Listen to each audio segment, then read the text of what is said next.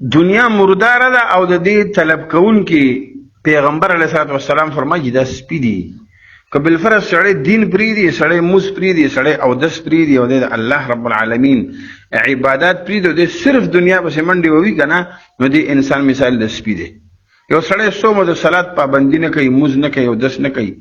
د روزه نه نیسي د حج د باندې فرض دی او د حج نه کوي او د الله عبادت نه ادا کوي او د صرف دنیا په منډي ووي د انسان مثال د سپی دی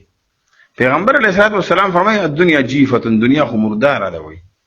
او طالبها کلاب او دغه طلب کون کې بیا سپی دي په دنیا د زیب و زینت او د رنگ رنگینی او د چمک او د پړک پړک سړی دوکه کی او په دې باندې د دوکه شي تر دې چې ناسا په مرګ راشي بیا ډیر افسوسونه ډیر پریشانه او ډیر توبې وباسي لیکن بیا ولا ينفعه الندم بیا ورته چې کم دین هغه ندامت او افسوس ول استفاده نه ورکوي او چې کم سړی او خيار او عقلمند دي نو د دنیا په دې پړک او په دې چمک او دنیا په دې زیب و زینت نه دوکه کیږي بلکې د متواتر د خپل موز او د پابندي کوي او د صوم او د صلات خیال ساتي د خپل آخرت جوخته نگرانی کوي او ځان د ګناهونو نه ساتي او که بالفرض ګناه وشي فوراً ورپسې استغفار وکړي دا خسړي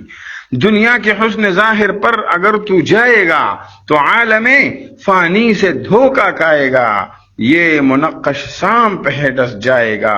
یاد رکھنا غافل ورنہ پھر پچھتائے گا اللہ رب العالمین دے منگتا په دنیا کې د آخرت فکر نصیب کی